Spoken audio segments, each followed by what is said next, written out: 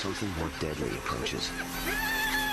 A killing force that drives even hyenas and leopards into retreat.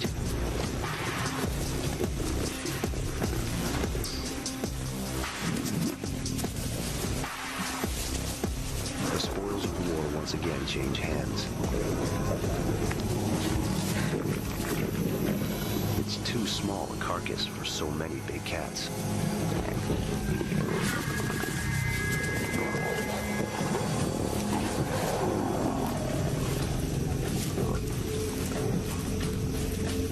In this fierce struggle, everyone has had a mouthful, but none has had enough.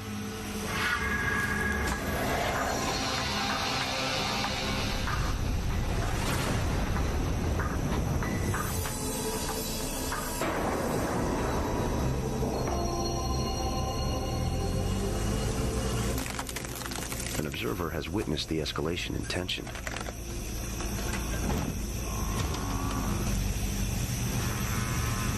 If any human could feel at home out in this violent night, it is Kim Wallader. He grew up here in the bush. His father was a ranger in South Africa's biggest game park. Kim's grandfather was the first to do that job. In fact, his grandfather once killed a lion with a knife before the animal could eat him.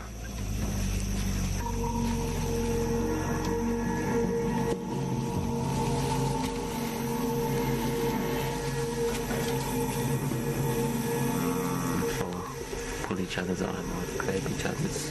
A game ranger turned filmmaker, Kim is starting to feel like a war correspondent. Droughts getting worse. Animals are concentrating. Territories are breaking down.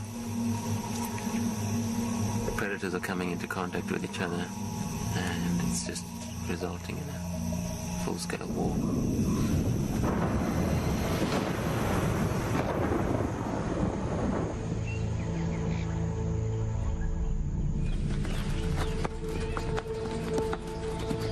One year earlier, before drought sucked the life out of the Mala Mala, the game reserve is an unforgiving Eden.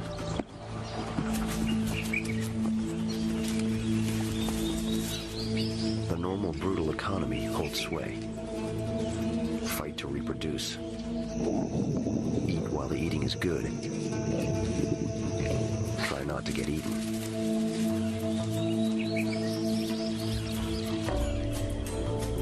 Prey is everywhere, and so are predators. Tension hovers just beneath the boiling point.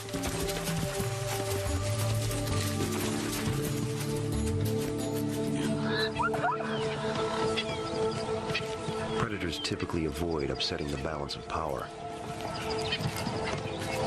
Maintaining territories limits the violence.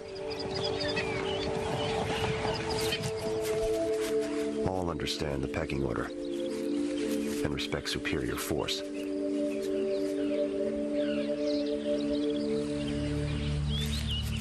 A cheetah gives way to a more powerful leopard without a fight.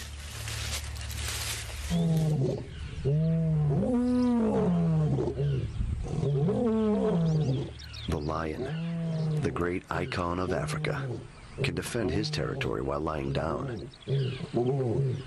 On a still day, his roar can carry 5 miles.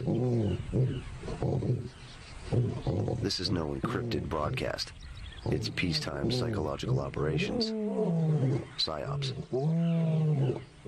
The roar tells rival male lions to stay away, and other predators that there's one king of the jungle here.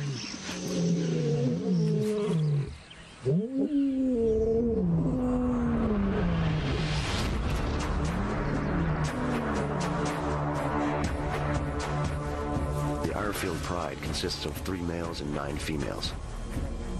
They control a 10 square mile area straddling the Sand River, the lifeblood of the game reserve.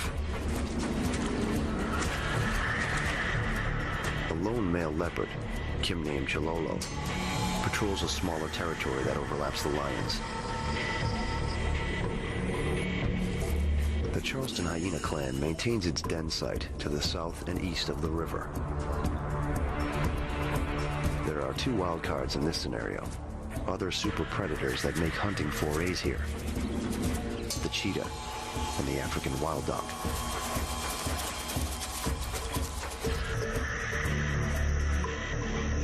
To Kim, the predators resemble modern-day fighting units, each with its own set of lethal capabilities. The lions who are operating just with pure brute force, and on top of that they're able to work together as a pride. Most of the time they're able to dominate the situation. To Kim, they form a tank brigade, a formidable force that only the hyenas occasionally challenge. Hyenas are very much thinking brutes of the battlefields and have a steel trap mind. They too have the strongest jaws of any of these predators. They are very successful. Cunning and opportunistic, they kill alone or in coordinated squads. Their multiple capabilities make them a kind of special forces here. And then the leopards are the guys who will go into a third dimension where they take full advantage of hoisting their carcasses into trees and using them for safety as well. Like an airborne trooper, the leopard Chololo tends to stay above the fray. A skill that serves him well when things get ugly. Kim's covered Chololo for 4 years and knows he stands apart. He's a lone operator out here. But in wartime, is there safety in numbers? Or just a better chance you'll starve?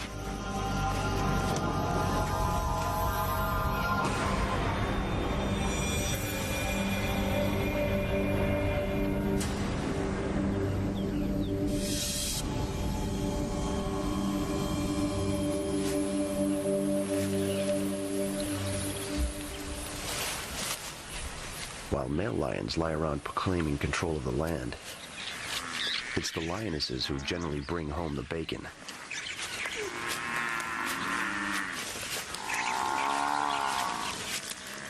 They're like a fast-moving tank unit, and they coordinate their attacks. Eating is another matter. Here it's everyone for herself.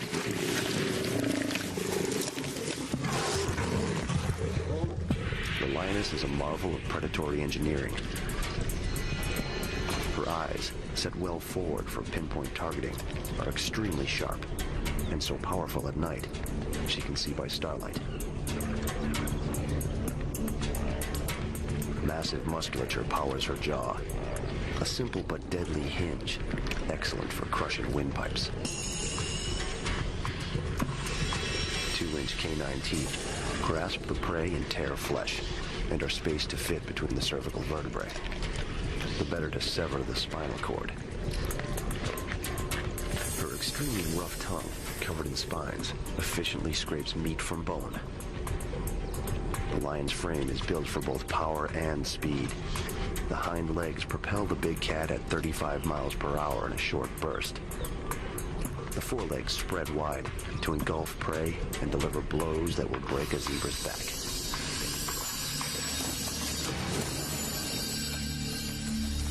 But there's one group that rivals the power of the tank brigade. Hyenas.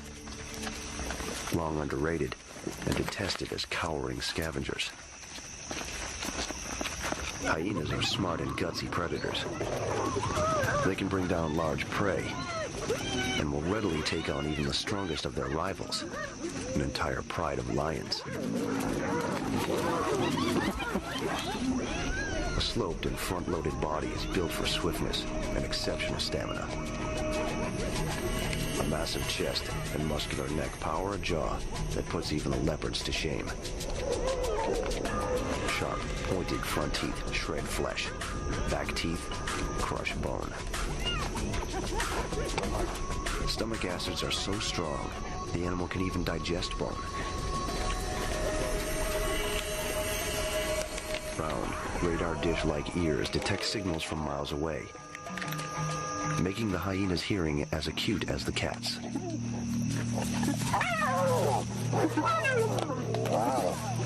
Even the hyena's chilling vocalizations, 11 in all, serve as a kind of psychological weapon, intimidating war cries that can drive a predator off its kill.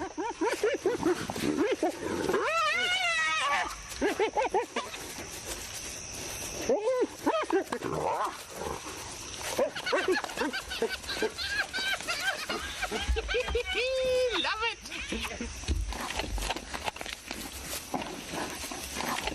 To get close to this kind of action takes nerves of steel and keen knowledge of each animal's personal boundaries.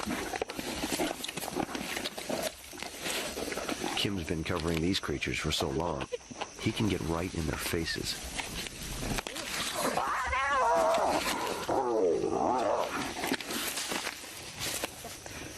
Sometimes I'm getting really close in there, right down in the trenches with them, just feeling what it's about and the real harshness of just killing, really. That's what it's about. But I've got to be sure that I can predict or understand or see the change in their behavior so that I can get out of there in time before I become a serious casualty.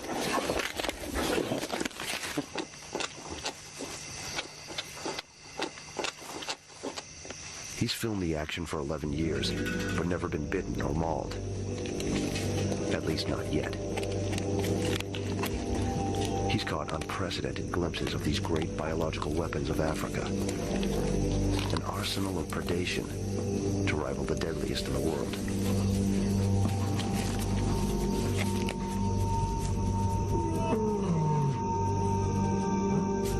At Mala Mala, the system generally works. Pecking orders are clear, territories defined. The result is a shaky truce. It's always simmering here. Low-level skirmishing is a way of life. Full-blown war is rare.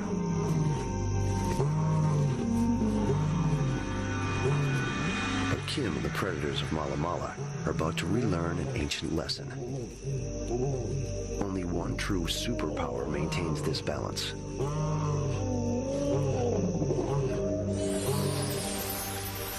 Water. A subtropical climate normally dumps nearly 2 feet of rain during summer. That means water everywhere.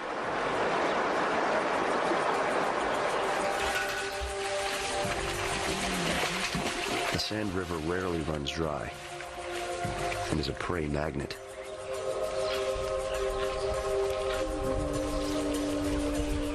Predators know that where there's water, they can usually find lunch.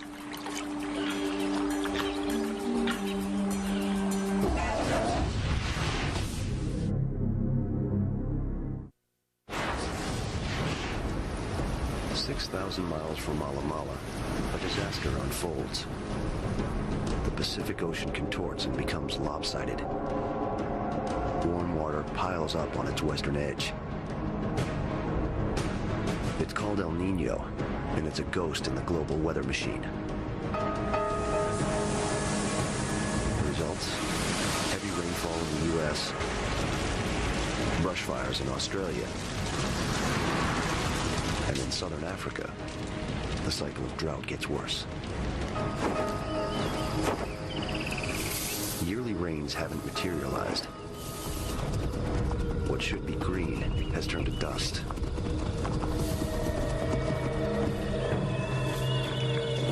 Water holes are now quagmires. The elephants wreak havoc. Each adult needs up to 50 gallons of water a day, and they're sucking the place dry.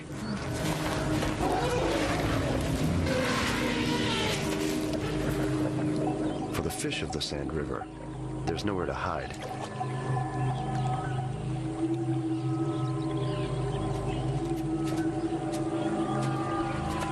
As the water disappears, so do the prey. The Sand River has lived up to its name. It's hard times for everyone, predators and prey alike.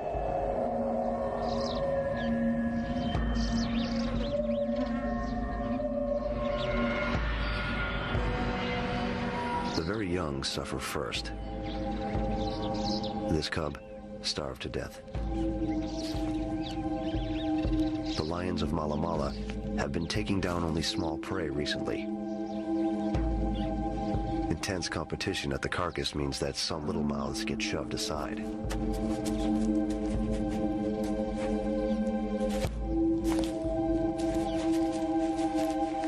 Without meat and water, his siblings will also die.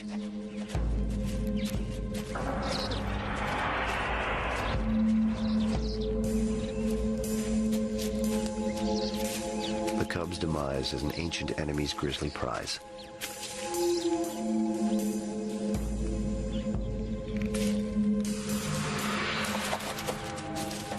There is no love lost between lions and hyenas.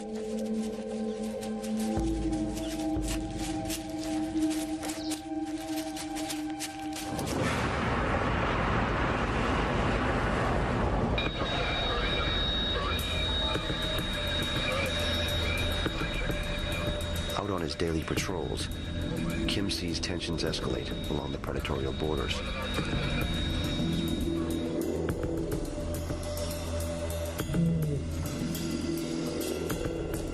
The long simmering struggle on the plains of Mala Mala is about to boil over into war. And, as Napoleon noted, every army travels on its stomach.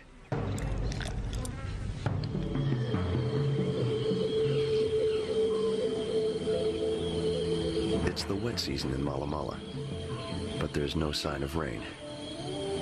And last year, the rains barely came at all. The situation is dire. Only one creature has the powerful hydraulic equipment to find water. With a sense of smell as great as its giant trunk, the elephant can sniff out water under the sand and excavate it for a few precious mouthfuls.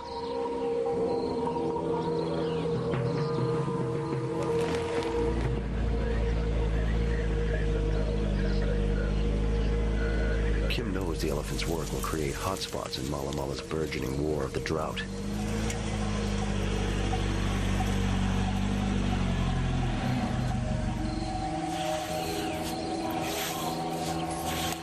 All the water in the veld dried up several months ago, and even the sand rivers stopped flowing. But there's still quite a lot of water under the sand, and it's really only elephants that are able to get down to this water, and they dig these little holes. And this provides a lifeblood for all the other animals that need to drink. But it's this too that's broken down all territorial boundaries amongst all the predators.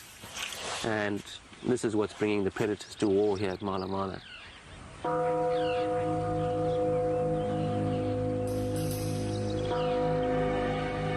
The holes should give him chances to film, but there are also places where Kim has to watch his back.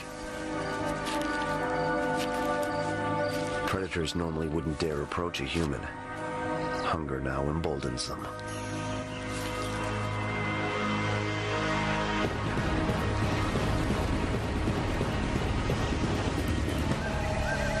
On the move across the battlefield, Kim has intel that another super predator has entered the fray.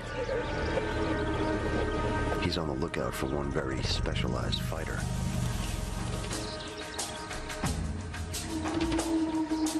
It's a cheetah. He's been making incursions in the sector where the hyena clan is active. A dangerous business.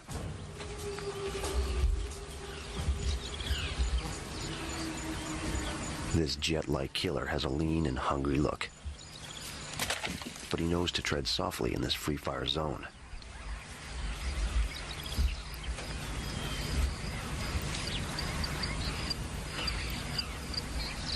No matter how hungry the cheetah is, this is just too tall an order. He's off in search of something more his own size. The impala, a souped-up model of an antelope, is built for speed. It can reach almost 40 miles per hour.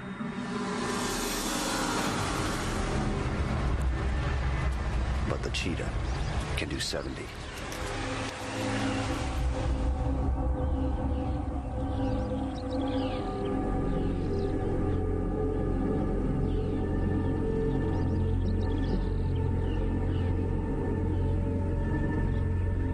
Anticipating a chase, Kim takes up his position.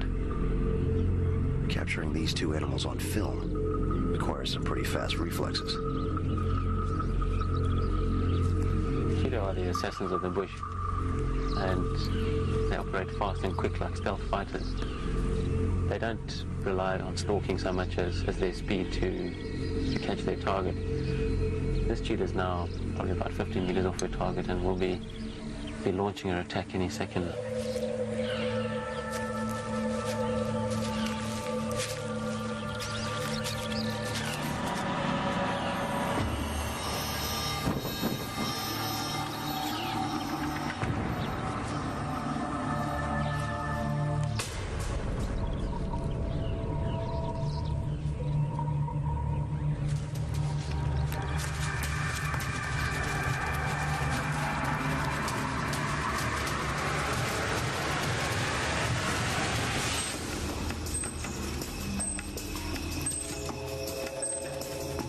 Every feature of the cheetah says speed.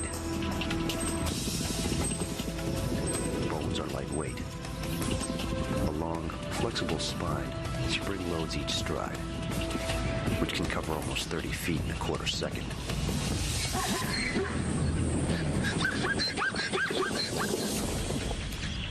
On the flat track of Africa's plains, it's pure afterburner.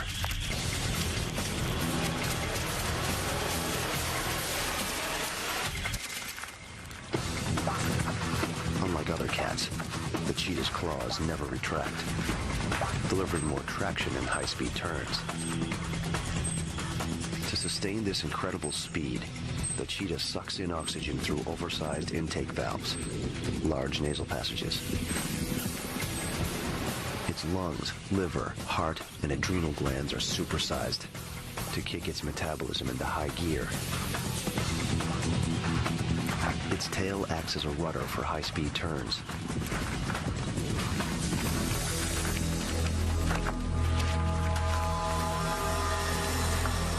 Even over the scrubby terrain of the Mala Mala Game Reserve, the cheetah's speed equals almost instant death.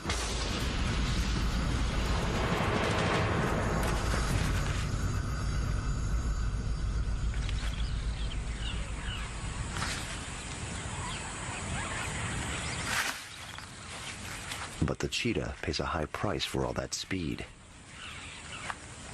The chase ends in exhaustion.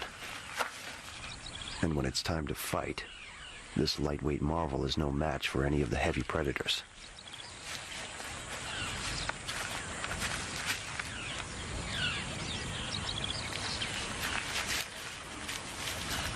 In normal times, other predators seize many of the cheetah's hard-earned dinners. Yet these are not normal times. The hyena seems to sense it. It's streamlining versus power under the hot African sun. The cheetah's thin bones, small teeth, and small jaw versus the heavy-boned, deeply muscled, turbocharged jaw of the hyena.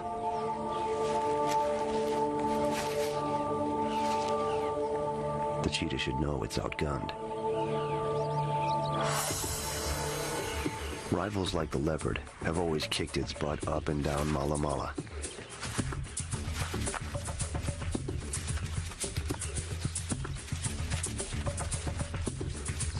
Of course, the leopard could never actually catch the stealth fighter of the plains. But he made his point.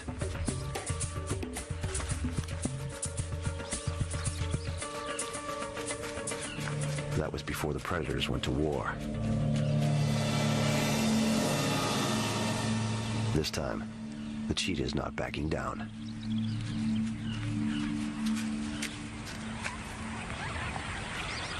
The cheetah calling the bluff on a hyena, I've never seen that before, and it's unheard of. The cheetahs are just getting extremely bold and having to put up a fight. There's no chance of backing down now. They've got to survive, and they're going to go to war with everybody else.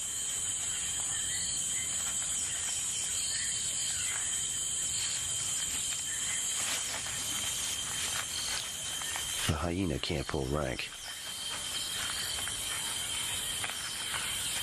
The cheetah will not bow to superior force.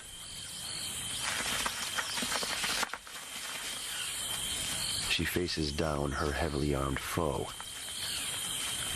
and keeps her meal.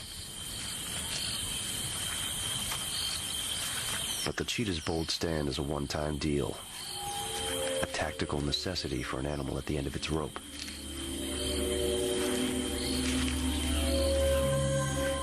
The carnivores of Mala Mala will take even greater risks before the dust settles in this predator's war.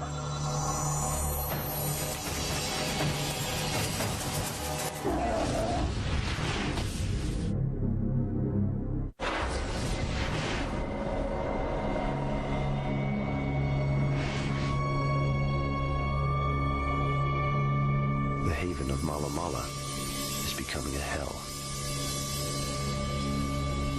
Last year's minimal rainfall compounds this year's utter lack of rain. Where there once was water, there is now only scorched earth.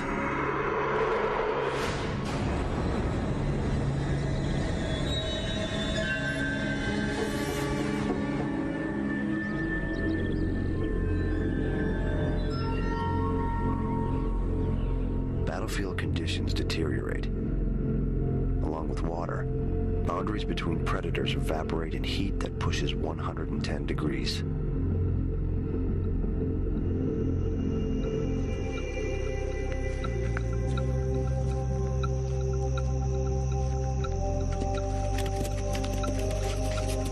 Another night descends over Mala Mala. The deepening drought ratchets up the pressure on all frontline combatants.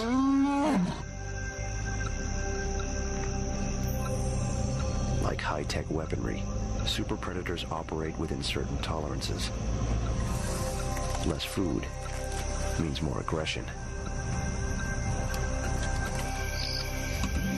Tension is palpable.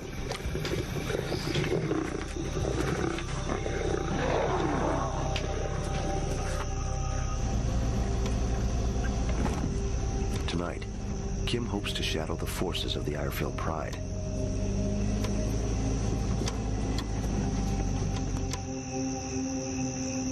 And there they are.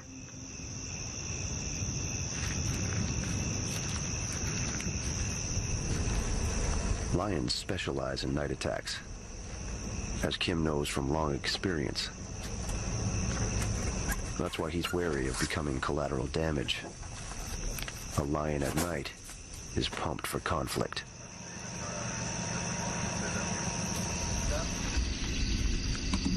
The lions are on the move at the moment, and I'm just trying to get myself into position.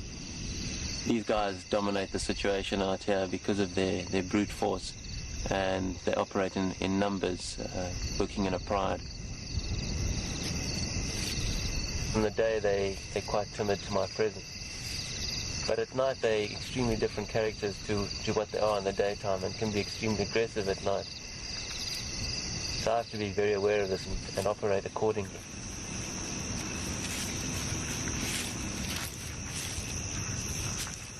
The lions are headed straight for him. Emboldened by darkness, they paint a new target.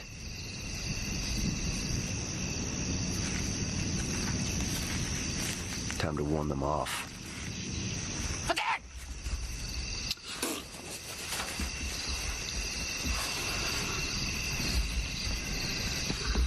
After looking Kim over, the pride apparently decides there are less noisy pickings elsewhere. Kim trails the lion's nighttime incursion.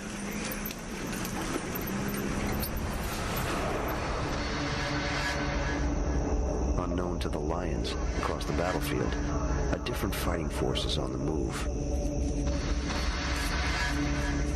It's the hyena clan, out on night patrol.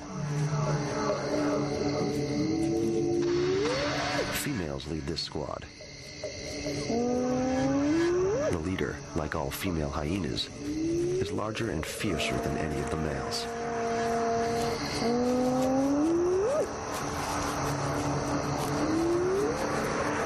Though they look like dogs, hyenas are more closely related to cats. Neither cat nor dog. They are all killer.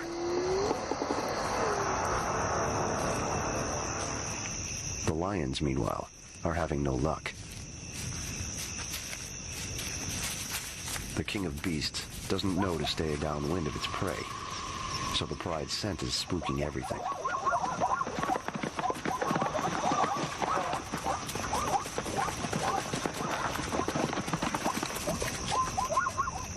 Everything but the kudu, which is by sheer chance upwind of the lions.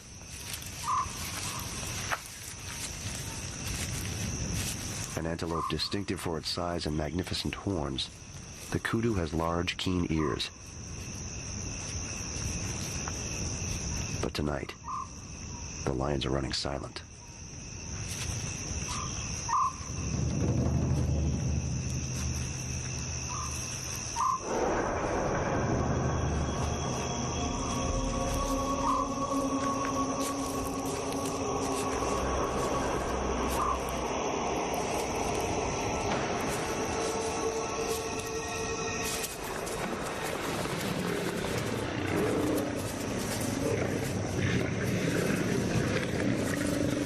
Kudu is a windfall, larger than the impalas the pride has been bringing down lately. But it won't satisfy a dozen adult lions, let alone uninvited guests.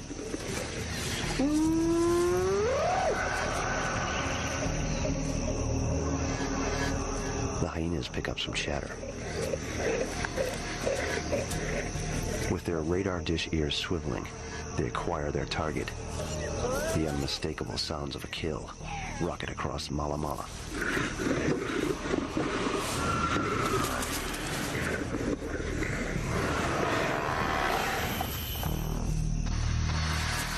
Now they take off across the battlefield. Though hyenas in this area kill more than they scavenge, they're certainly not going to pass up someone else's hard-won rations.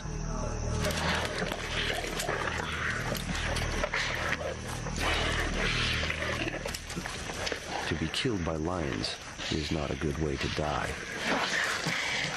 Their carving tools are efficient and merciless.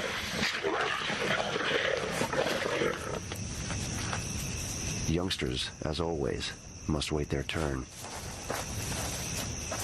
They know their place in the ranks of the kill. And the lion's share inevitably goes to the commander.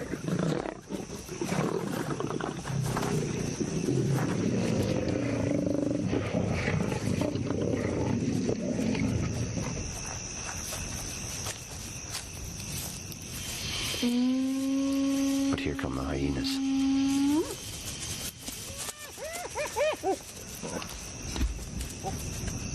Extraordinary times bring extraordinary sights. War has its own logic. A pair of hyenas and a single lioness, eternal enemies on this and every battlefield, quietly share the spoils of war. They fear the males more than they hate each other. Seeing these two feeding together like this was just amazing, and I think it is because the hyenas realized that if they caused too much havoc, the rest of the pride would come running back, so they called this sort of truce with this lioness, and they fed together until she felt intimidated by the presence of all of them there and moved on.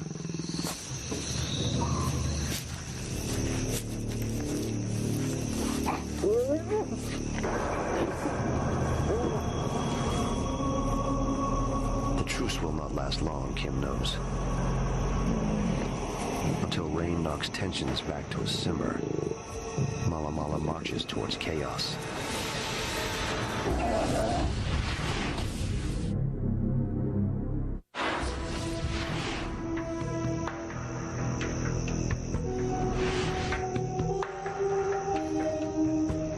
The rains are months overdue, and there is hell to pay.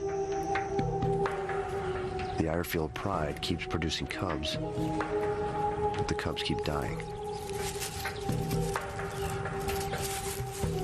The hyenas breed several times each year, but haven't bred for months.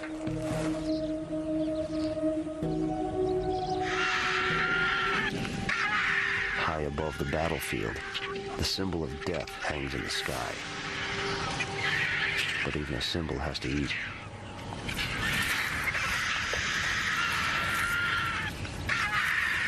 A hippo has fought with a rival over a disappearing waterhole and died of his wounds. And the battlefield scavengers are having a field day. The hyena can barely believe his luck. If only he can get rid of the enemy.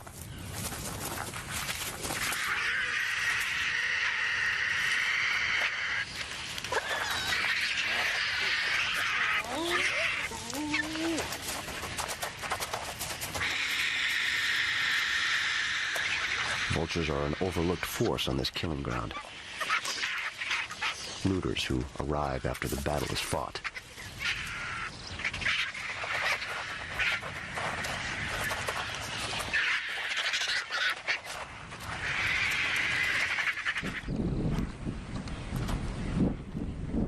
Nearby, a squadron of white-backed vultures has cornered a cheetah and her yearling cub. Their objective? An impala the big cat's just killed. The mother cheetah eats while the eating is good. Her youngster, too green to know better, tries to chase off the poachers.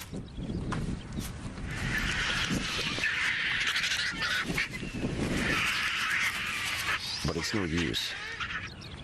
Cheetahs have invested so much in their stealth fighter mode of attack that they have no real defenses. No power, poor weapons, and so they give way to lowly scavengers.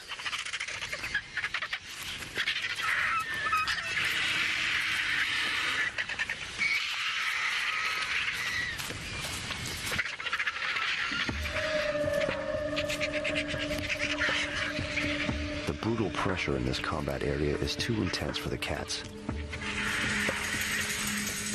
They push on in search of a more forgiving place.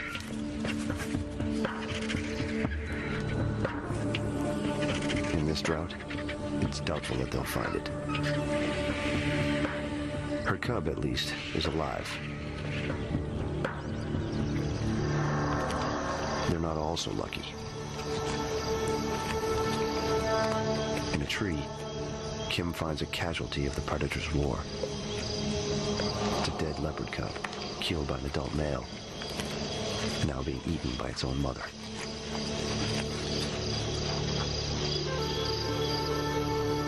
As always, the hyena shadows the leopard and reaps his gruesome reward.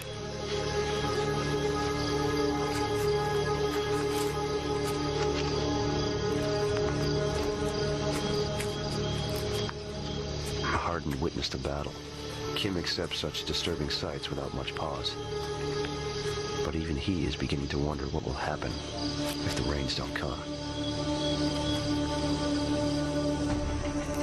Well, the drought is really soldiering on now and getting intense, putting major stress on all the animals, the predators and the prey. It's a situation that is not a pleasant one to be witnessing, but I haven't seen it like this before, and where this is going to go is really hard to say, but it's definitely heading for one massive disaster, and the only thing that can stop this is going to be rains, which we can only expect now in another 6 to 8 months' time.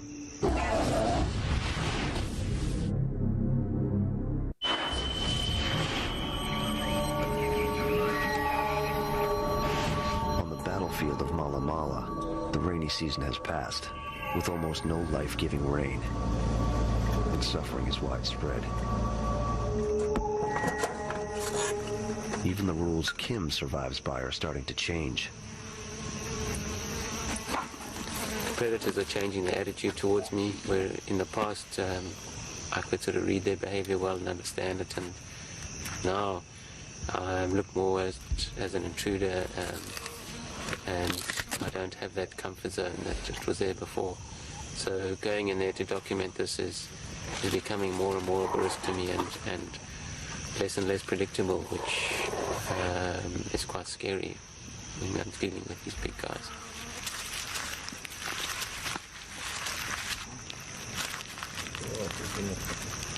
But as risky as it is for this observer, he knows that it's the combatants who are paying the price.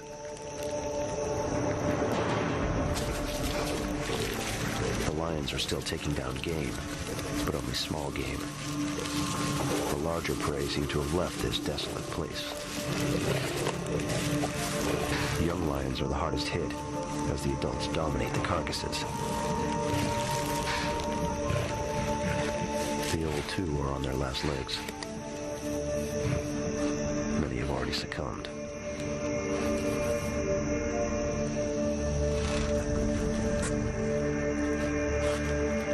The super-specialized cheetahs, outmatched and outcompeted, have abandoned Mala Mala altogether.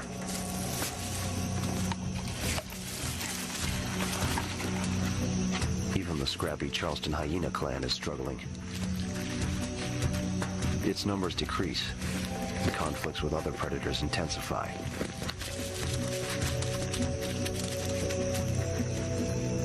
But Kim's old comrade seems to be thriving. Chololo. Kim has tracked him through the drought and is surprised to see he's still a killing machine.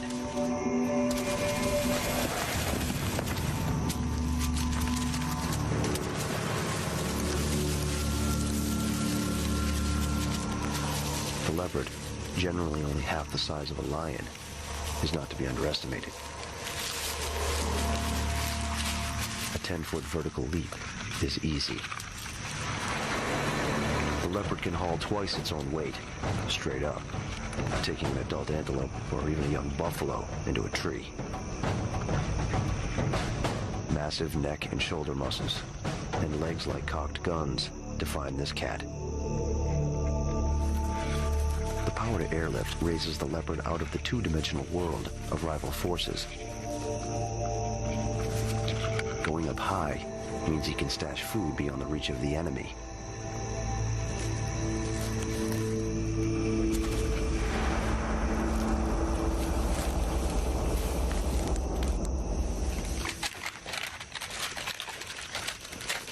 With the predators at war, Chololo gets his prize off the battlefield as quickly as possible.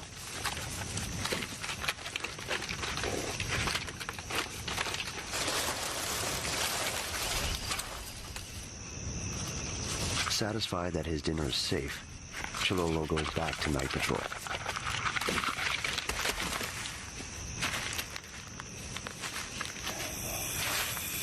This time the leopard moves on without his embedded companion.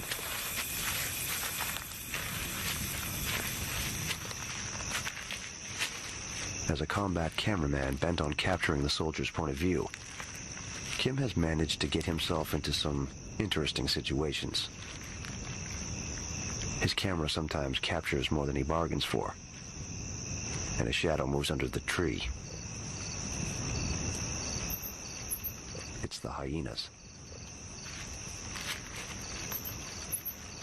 The warriors seem bewildered by Kim's new position.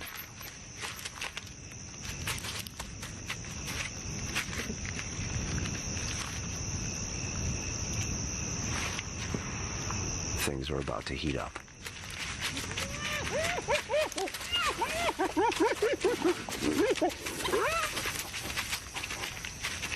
The new face in Kim's viewfinder is a hungry lioness.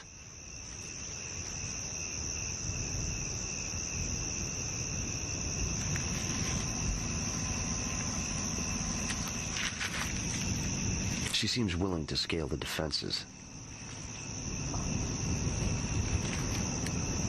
If Kim wavers now, or shows fear, he's toast. With a bold stance and a human bark,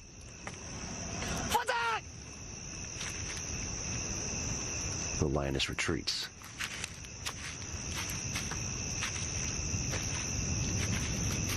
Kim, no worse for wear, gets his shot.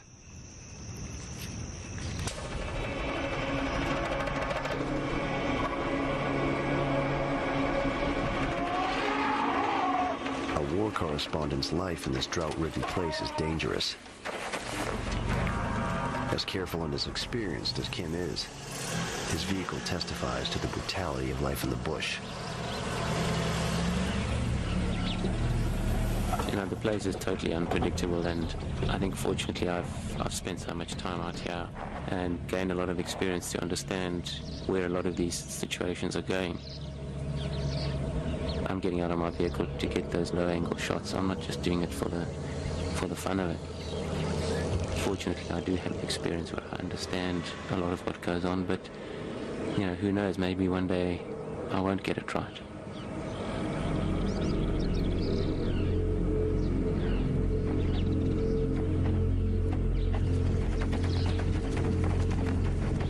Kim's sources in the bush indicate another lethal fighting force is moving into the battlefield.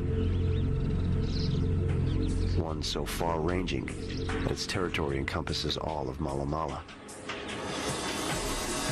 It's on the brink of extinction. But to watch it work is to understand why it is still among the most feared animals in Africa.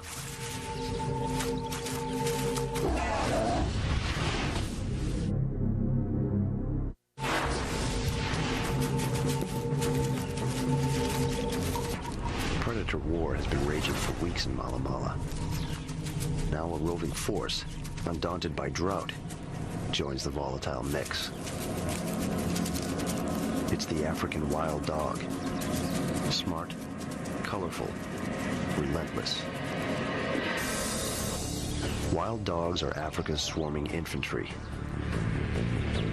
Lightly but lethally armed, they hunt with martial precision.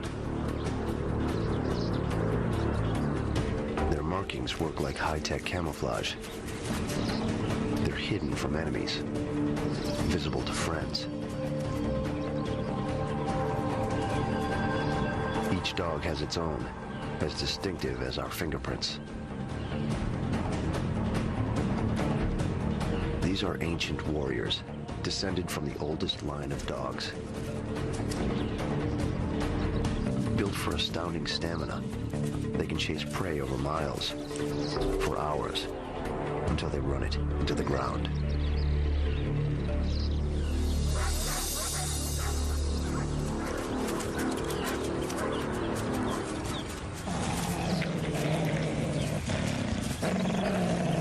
These dogs are dangerous on their own, deadly in a pack.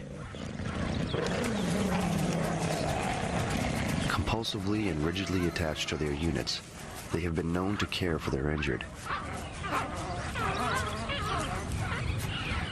Unlike lions and hyenas, the wild dogs eat in a disciplined, orderly way.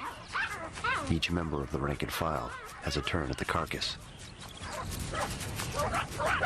They dedicate themselves single-mindedly to the raising of the next generation of infantry.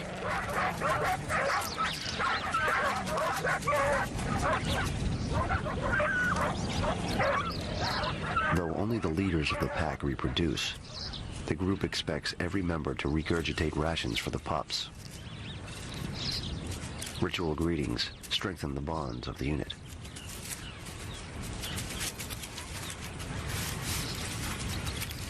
Wild dogs tend to have big litters, sometimes upwards of 20 pups. They'll take on any predator, no matter how large, to defend their young.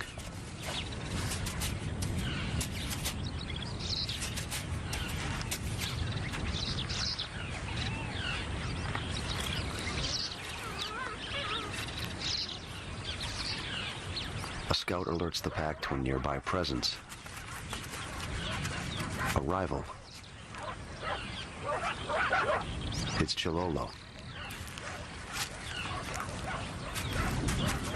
The ancient hatred between dogs and cats may find its source here.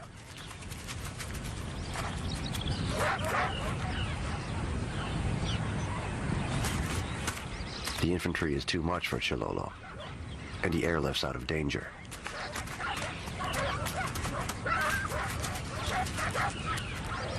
Once airborne, he's got nothing to fear from the ground-pounding canines. When he stays aloft, they move off and return to their den.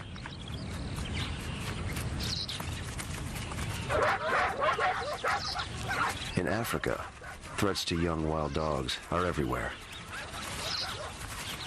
But hyenas make them especially wary. Wild dog radar picks up the sounds of nearby hyena activity. The hyenas have taken down a starving yearling.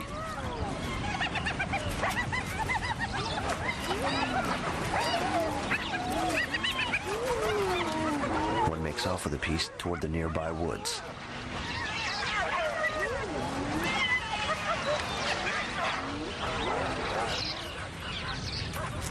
Bad idea. He's getting far too close to the wild dog's den. With pups to defend, they're not about to tolerate a hyena in their midst. No single wild dog would have a chance against the heavy armor of the hyena. Hyenas can weigh 150 pounds, twice the weight of a wild dog.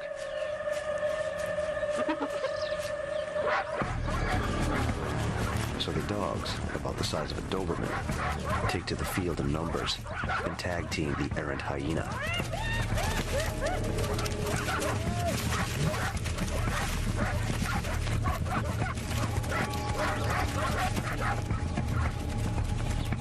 The arrival of wild dogs in Mala Mala jacks up the pressure.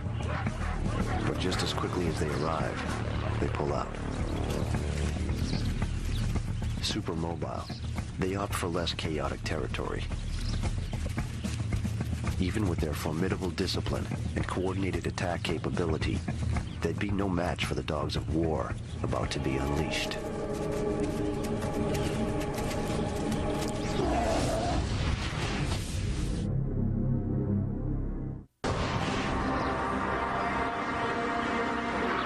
Starved of rain, Mala Mala is now scorched by heat.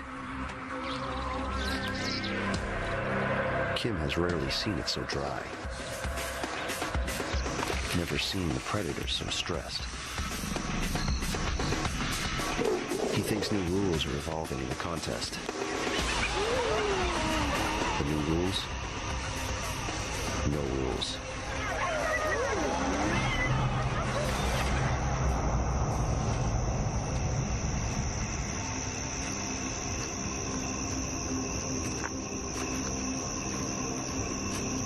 Hyenas, the cackling opportunists of Mala Mala, quickly adapt to the chaos.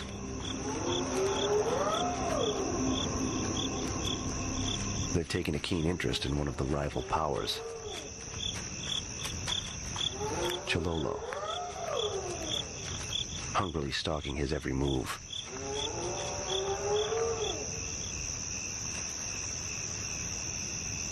But it's not the big cat they're after. They want what the big cat's after. Tenacious hunters, they're even better bandits.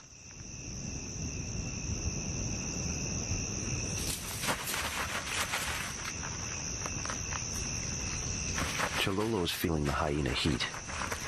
He quickly muscles his latest meal into the nearest tree before he's even finished killing it.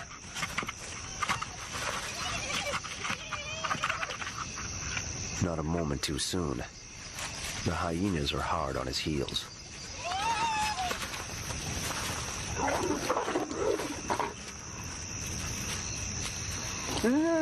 But Chololo may have miscalculated badly. And the hyenas are making their own calculations.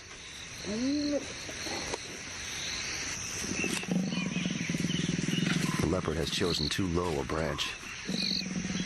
A costly lapse in judgment in the predator's war.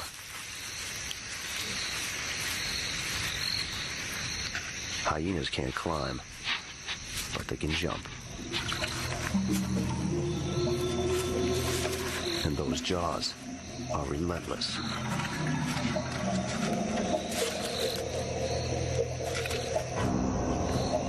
The hyena jaw exerts nearly 1,000 pounds per square inch of biting pressure, and a stubbornness to match.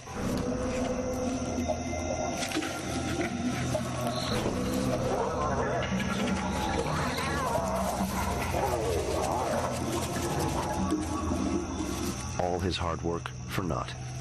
Chololo heads off.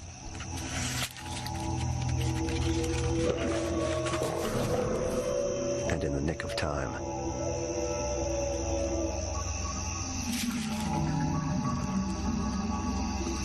The Irefield lion pride always dominates the battlefield at night. But in these conditions, that's not enough. No rules means more risks.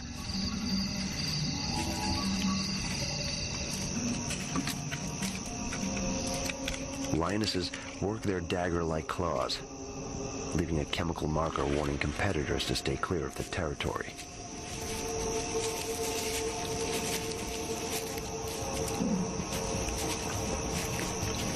Tonight, the air rumbles with the promise of tons of meat on the hoof. Meat the increasingly gaunt lionesses badly need.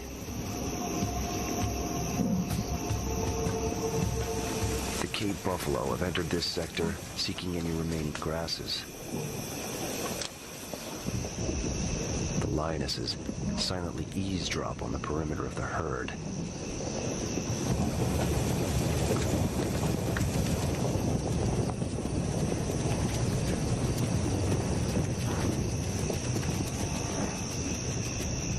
Now, Kim is caught with the besieged,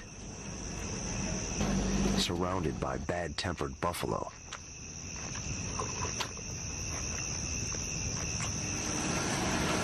But neither party has any idea where the big cats will launch their attack.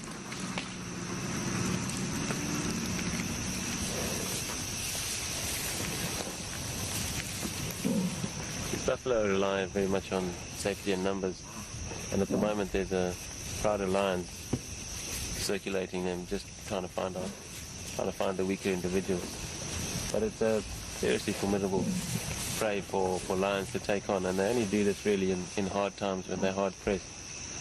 Obviously there's a major risk involved here, and there could easily be casualties on the lion side.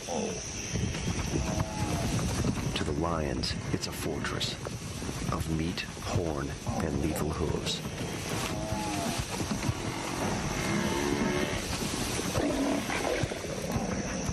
The herd, picking up the distinctive scent of lion, begins to spook.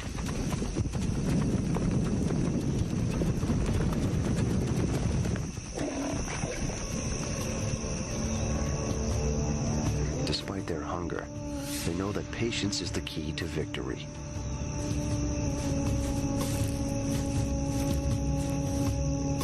The lion has built-in night vision. They can see about 6 times better than humans in the dark. Still, they hesitate. They know that going after Cape buffalo can be a suicide mission.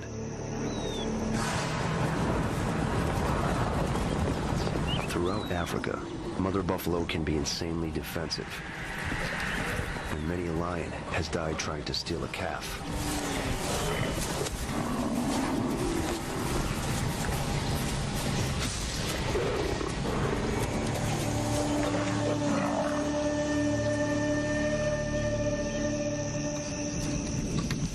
Now the lions carefully consider their plan of attack as the buffalo settle back into foraging.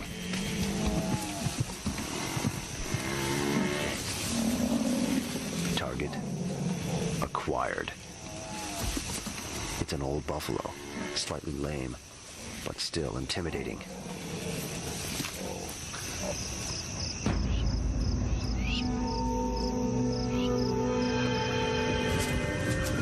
As the lions begin their attack, the rest of the buffalo herd takes off, abandoning the old buffalo.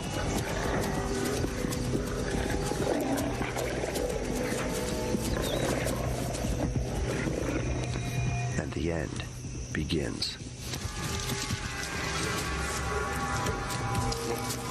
The lionesses, as always, lead the attack. A male lion usually delivers the death blow. He goes for a throat lock that will crush the windpipe.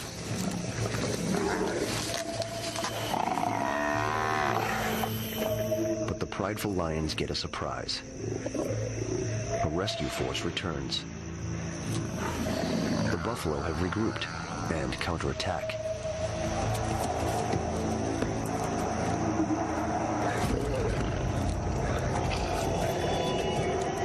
against all odds, they drive off the attackers. But can their comrade rally? The predator's war degenerates into a desperate scramble for survival. In an uncanny display of unity, the Cape buffalo lick and nudge a wounded comrade, urging her to get to her feet and flee. While the lions bide their time.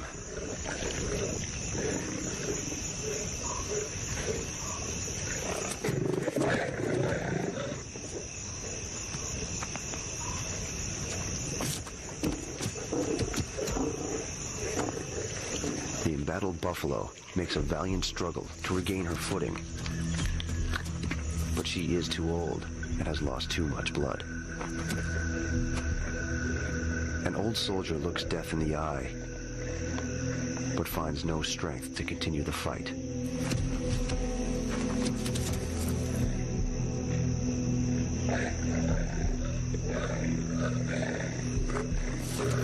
The herd, sensing the inevitable, abandons the rescue operation. Still, a Cape buffalo, with its neck and windpipe protected by Kevlar-like muscle, is no simple animal to kill.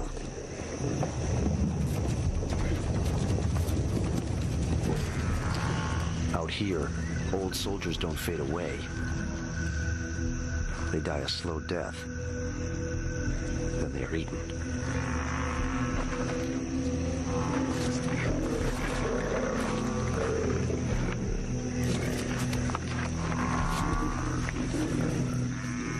This grim, drawn-out death for the buffalo means life for the lion cubs. With the pride bringing down only small prey for months, they've been starving.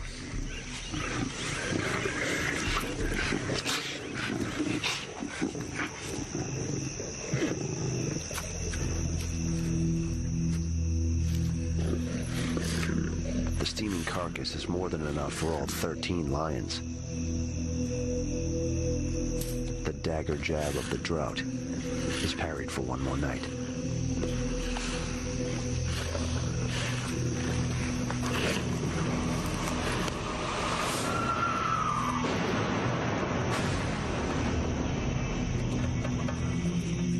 Across the battlefield, the hyenas have finished Chilolo's dinner. They're back on night maneuvers, drooling with anticipation.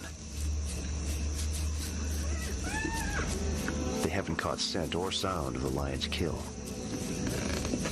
They've been distracted by an incursion of their own kind.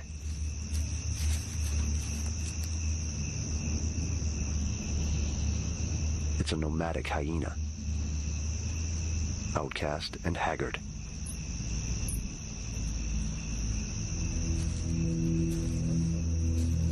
For a moment, it seems that the hyenas will simply check it out and leave it alone. But that is not the hyena way. It is the wrong hyena, in the wrong place, at the wrong time. Harassment gives way to all-out attack.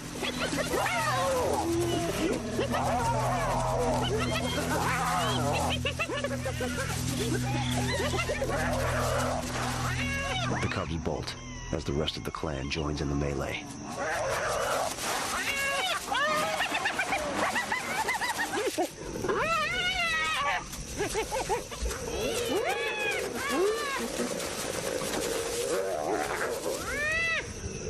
Abruptly as the torment began, it ends.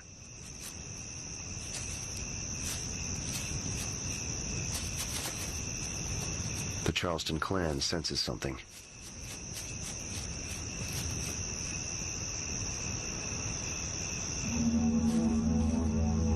It's an advance guard of the Irefield Pride, a notorious hyena killer. The hyenas scatter, with lions on their heels.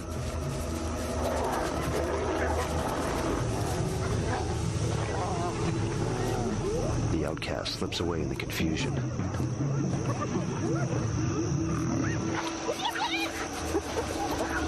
The male lion Kim continues to hunt down the hyenas.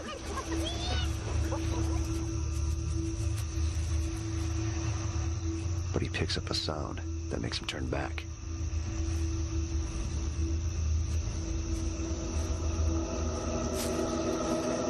It's one of the Charleston clan's cubs, wounded and abandoned. Its back broken in the melee, it poses no threat and offers no promise of food. The lion has eaten his fill of the buffalo.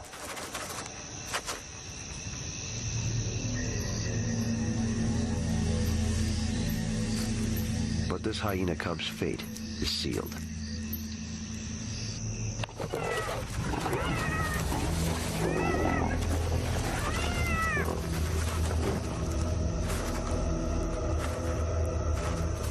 Male lions have this complete and utter passionate hatred for hyenas and will go out of their way to kill them. He must have held on for 5 minutes, strangling this poor little thing. It had been dead probably after the first minute, but he was making absolutely sure that there was no life in it.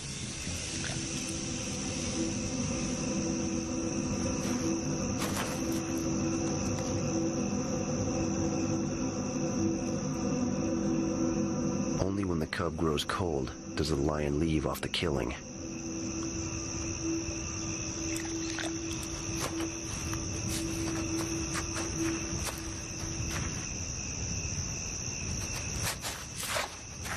He leaves a calling card, scratching his mark in the turf.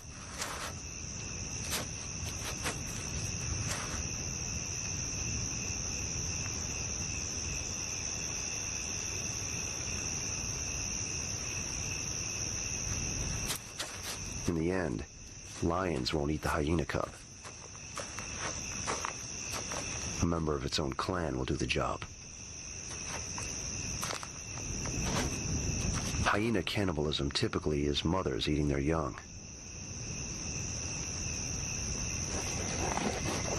Cannibalism is a lot more disturbing than watching any normal kill. But after time you become detached from it. It is one of those things where if you got involved, you would just, I wouldn't be out here because I just see too much of it, and I wouldn't be shooting it through the camera. I would, be hiding away somewhere, not wanting to see it. But that's the reality of it.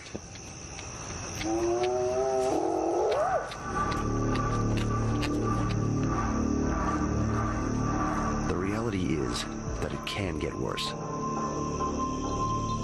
The spiral of carnage can twist even further down. Some brutal, natural limit has yet to be reached. But then, electricity splits the South African sky. Kim can only wonder if this means the end to the long nightmare.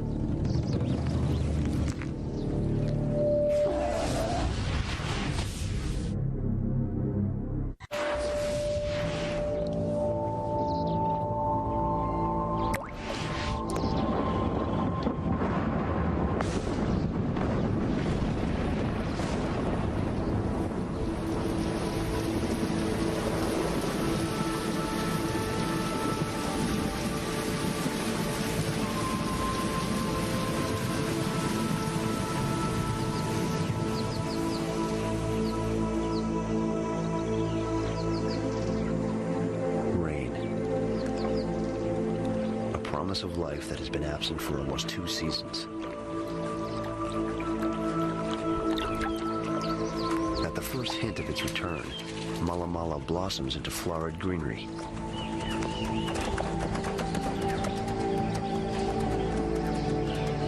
But the promise is false. In only days, all the water has disappeared.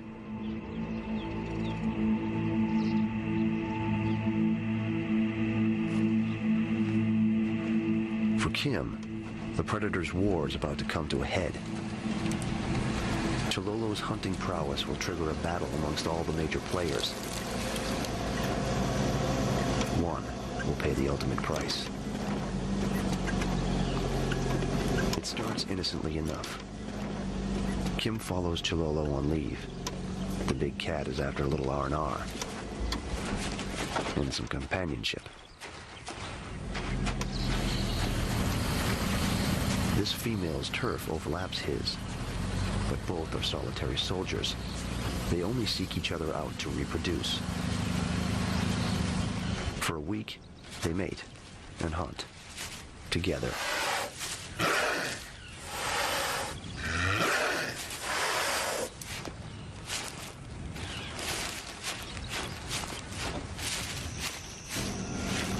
Taking her cue from Chilolo, the female seems to accept Kim as part of the scenery. She also lets Chilolo take the lead on the hunt.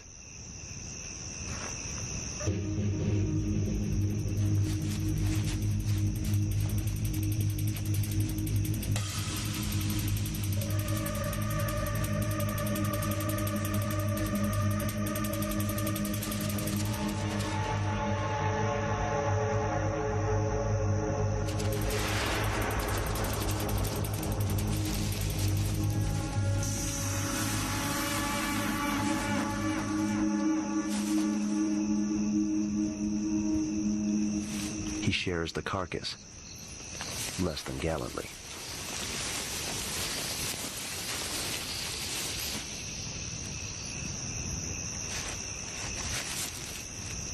They settle in to eat.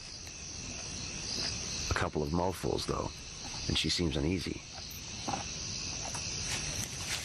She leaves Chilolo and the carcass. With good reason.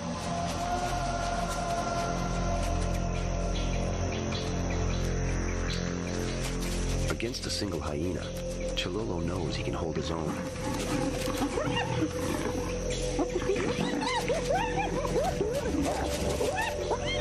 While Chilolo brandishes teeth and claws, the hyena wields his psychotic shriek and his infamous jaw.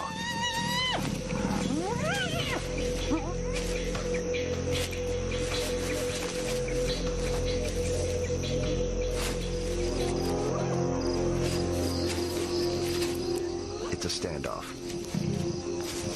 But the keen-eared hyena knows he's gaining the advantage.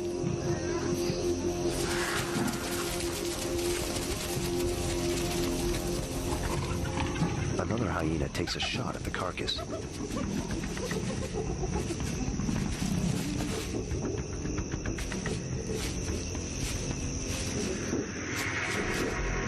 And Chilolo retreats.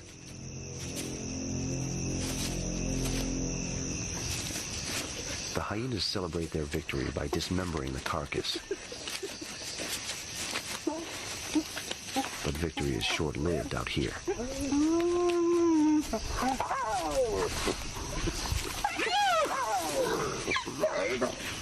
A patrol from the Irefield Pride zeroes in on the reveling hyenas.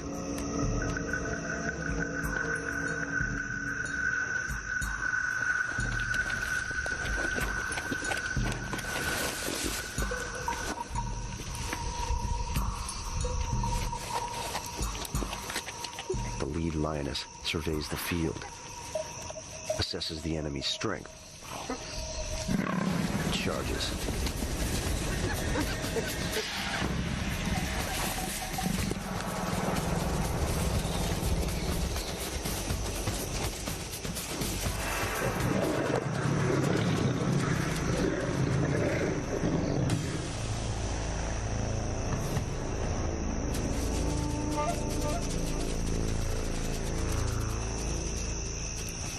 While the lioness chases the hyenas, Chilolo spots his chance to reclaim his kill.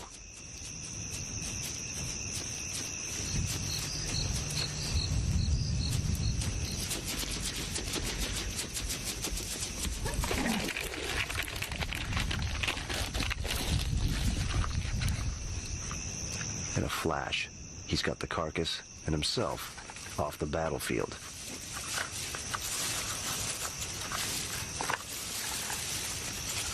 The lioness returns, this time with a companion. But their plunder has been airlifted away.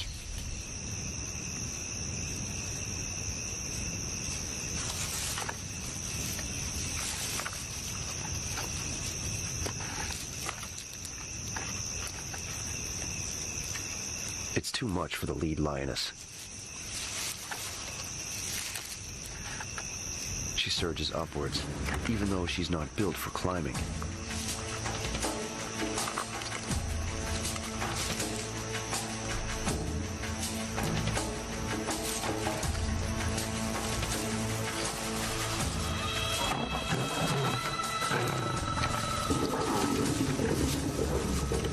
It's a treetop skirmish in the battle of the big cats.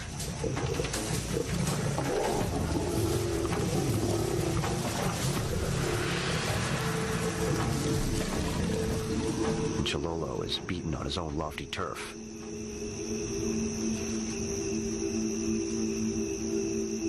Worse, he's trapped up here with the spoiler.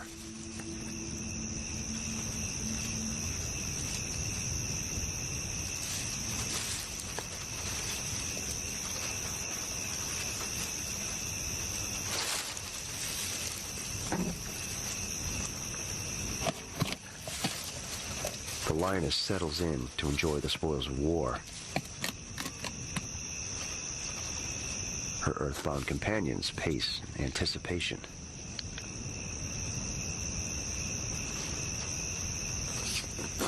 The temptation is too much for one comrade.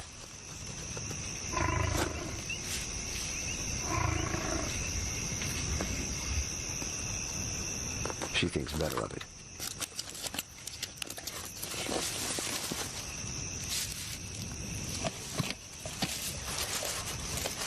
With their leader flailing in the treetop, something is bound to give. And it does.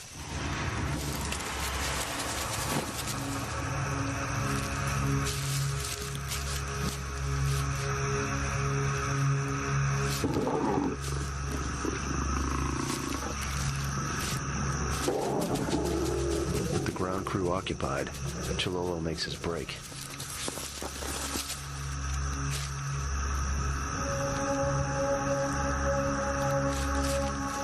But the lioness will pay a brutal price for her audacious assault on Chilolo's citadel.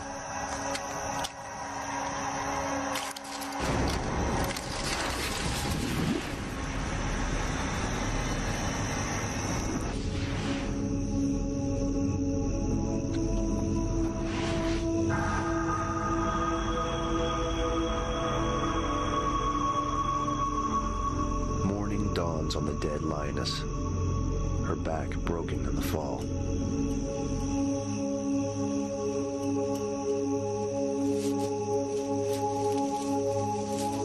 One of her comrades surveys the unlikely scene.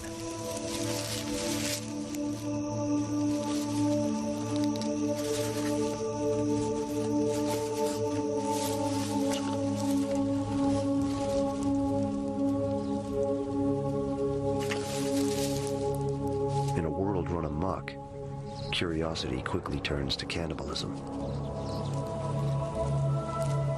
Probably my most shocking moment was that lioness breaking her back in the tree, where just, horrific to see her there, and then to see her mates literally come and feed on her because of the stressful times that they were in. They were taking advantage of a carcass. The Mala Mala Game Reserve has gone nearly a year and a half without significant rain. To Kim, the animals have reached the limit. This is rock bottom.